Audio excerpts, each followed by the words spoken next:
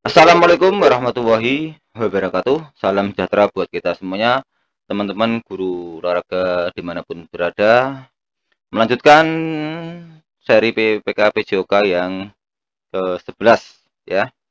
Buat Bapak Ibu guru silahkan untuk latihan soal dan kuis di grup Telegram saya atau link channel Telegram saya yang ada di link deskripsi. Oke, langsung saja seperti biasa kita bahas satu persatu. Soal pertama, Pak Kukuh adalah seorang guru penjas akan melakukan penilaian lemah jauh pada peserta didiknya. Sebelum memulai penilaian, Pak Kukuh menjelaskan aspek apa saja yang akan dinilai, yaitu teknik awalan, teknik tolakan, teknik melayang, dan teknik mendarat. Pak Kukuh dalam hal ini melakukan penilaian adalah melaksanakan prinsip penilaian A. Objektif, B. Terpadu, C. Terbuka, D. Sistematis, dan E. Akuntabel ya. Kuncinya adalah di sini ya, pada aspek apa saja yang akan dinilai ya. Kalau ini tidak ya.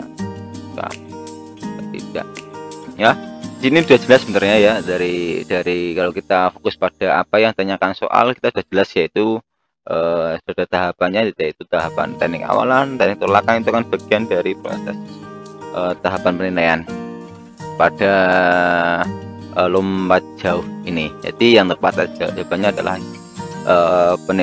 prinsip penilaian sistematis ya, seperti itu. Di sini saya akan sedikit menjelaskan, hanya mereview saja dari sebelumnya yang sering dimiringkan atau dikecohkan beberapa option prinsip penilaian itu adalah objektif, terpadu, sama sistematis. Di situ aja. Kadang ada objektif dan subjektivitas di situ ya.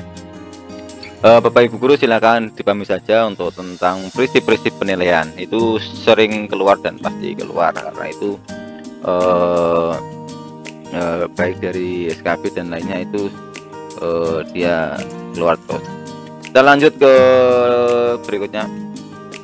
Yang termasuk gerakan split pada senam lantai adalah A. Split depan dan split samping, B. Split depan dan split belakang, C. Split belakang dan split kangkang, D. Split kangkang dan split depan,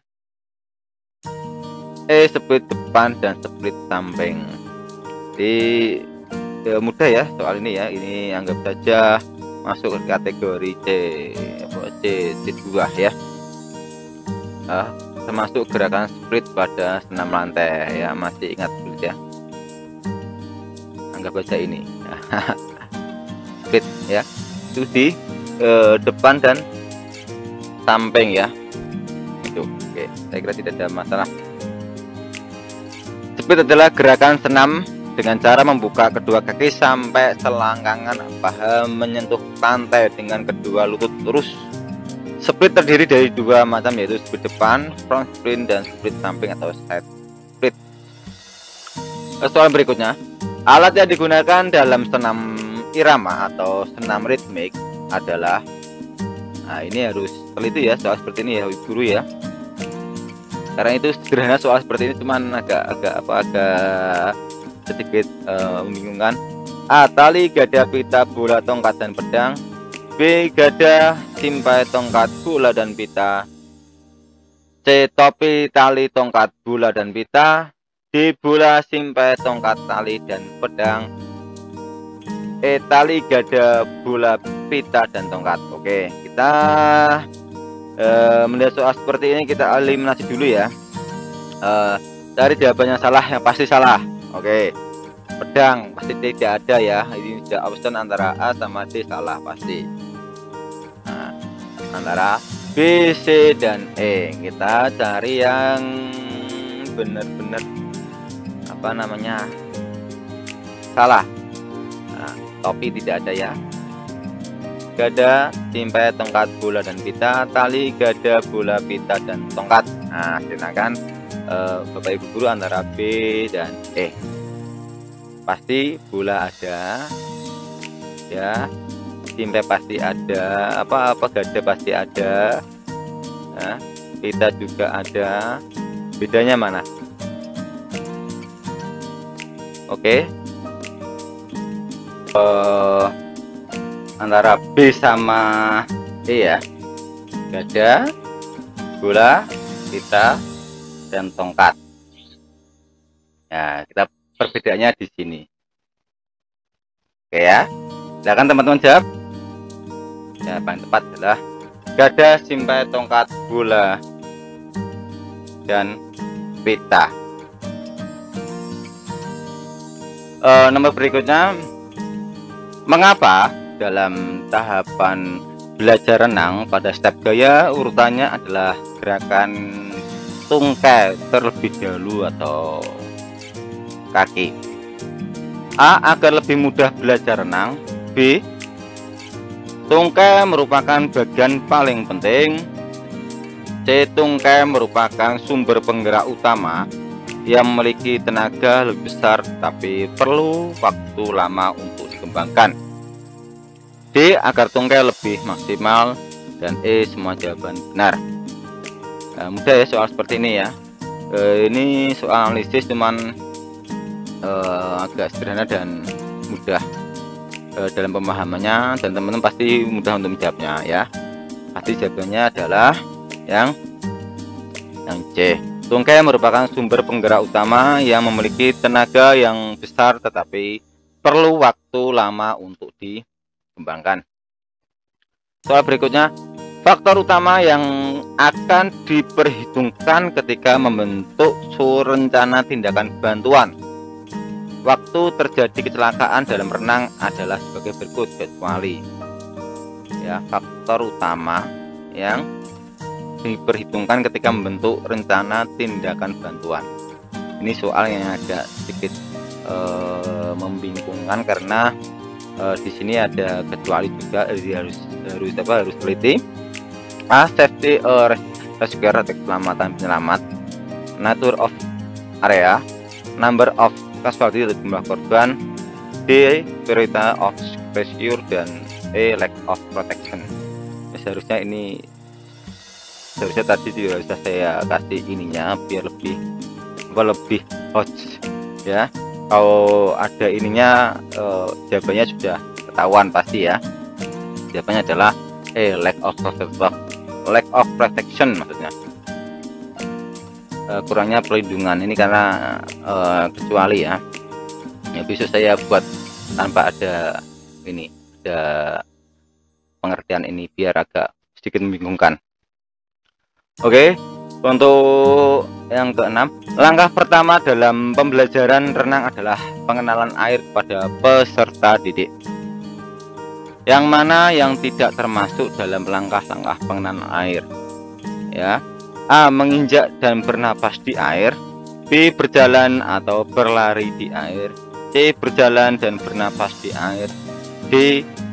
Mengapung dan bernapas di air. E. Menyelam dan berbalik di air.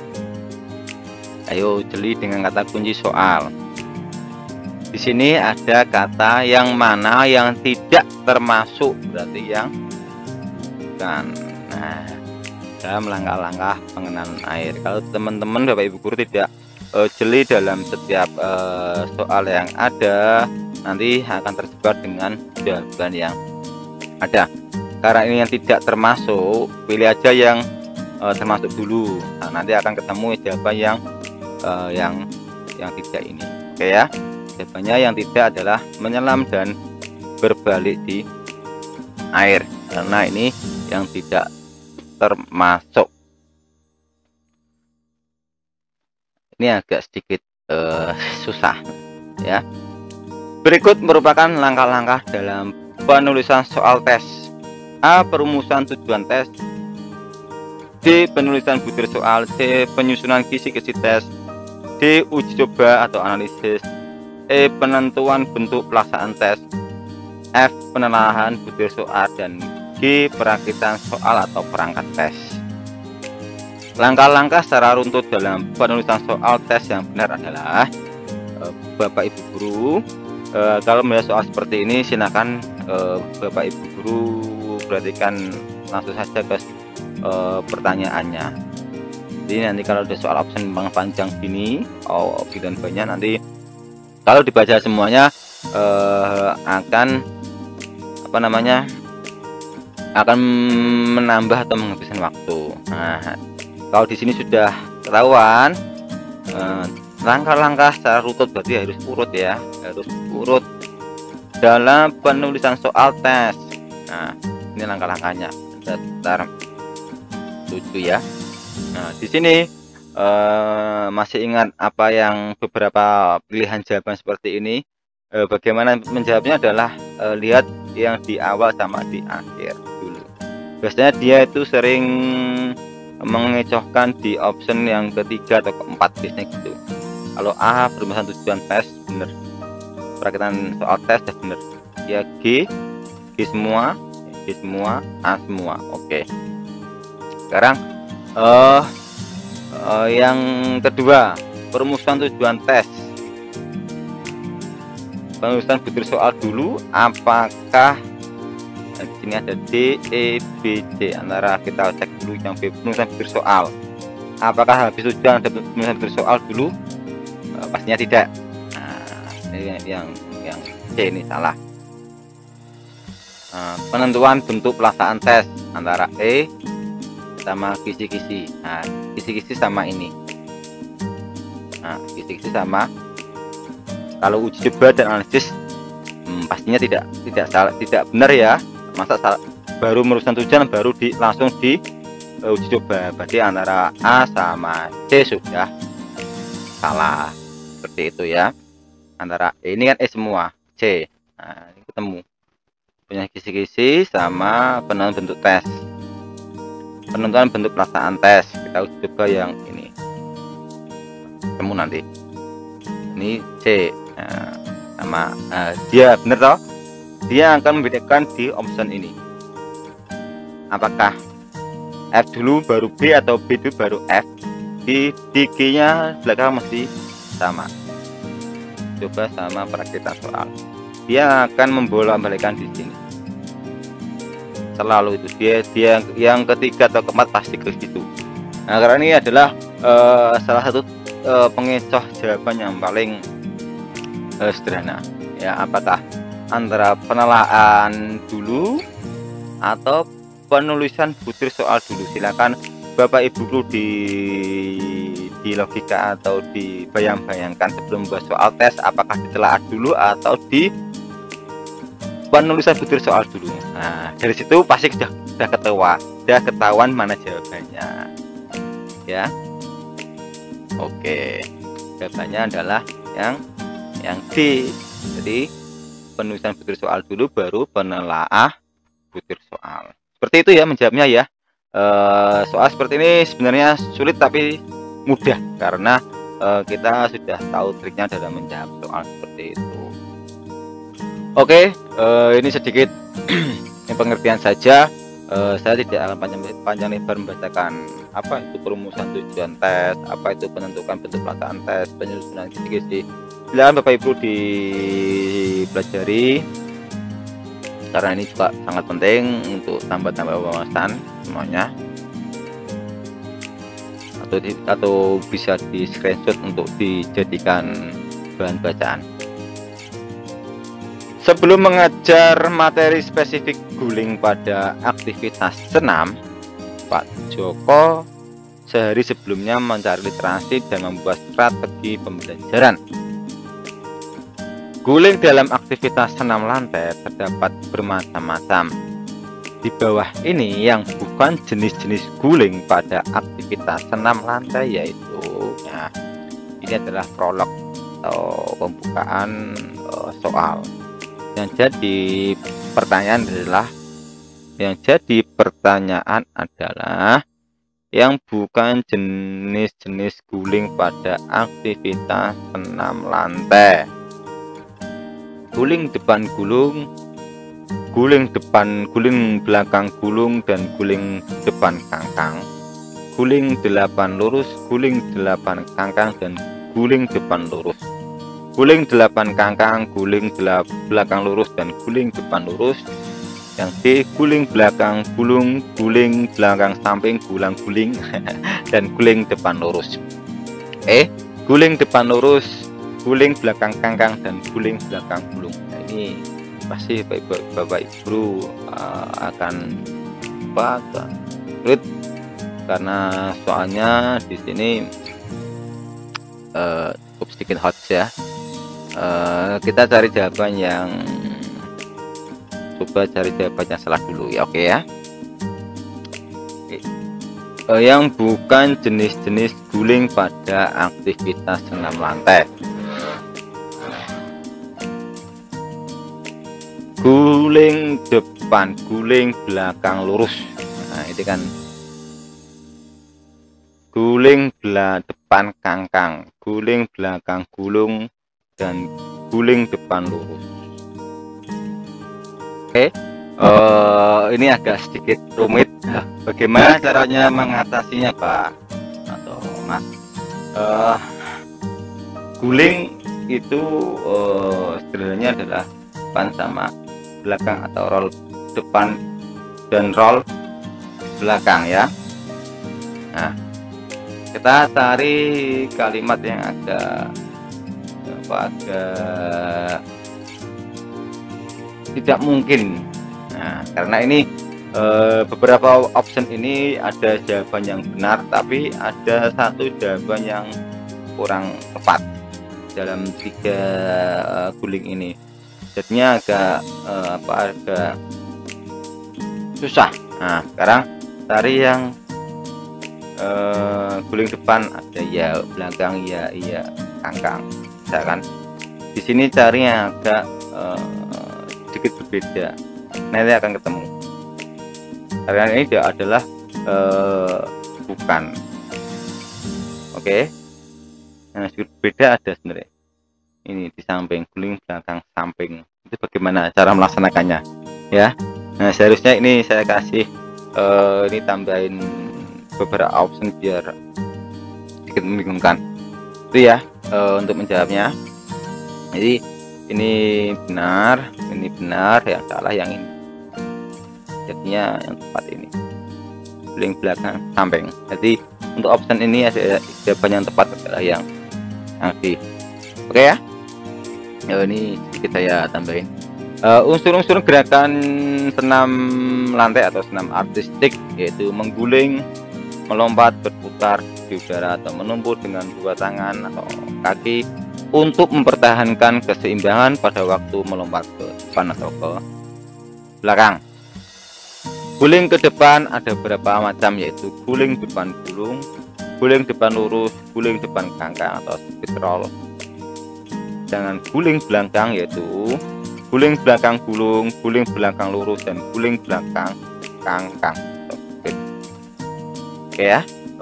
Dari sini sudah jelas untuk Bapak Ibu guru yang suka senam atau mendalami senam pasti tidak sulit untuk menjawab soal seperti ini. Kita ke soal berikutnya.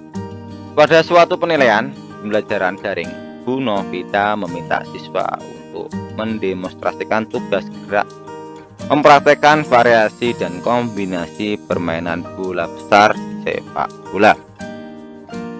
Penilaian yang dilakukan Bu Novita merupakan contoh penilaian otentik apa? Ingat di sini adalah mempraktekkan kata kuncinya. Nah, kalau ini sama ini hanya sebatas menjelas saja. Masuk ini di depan ini.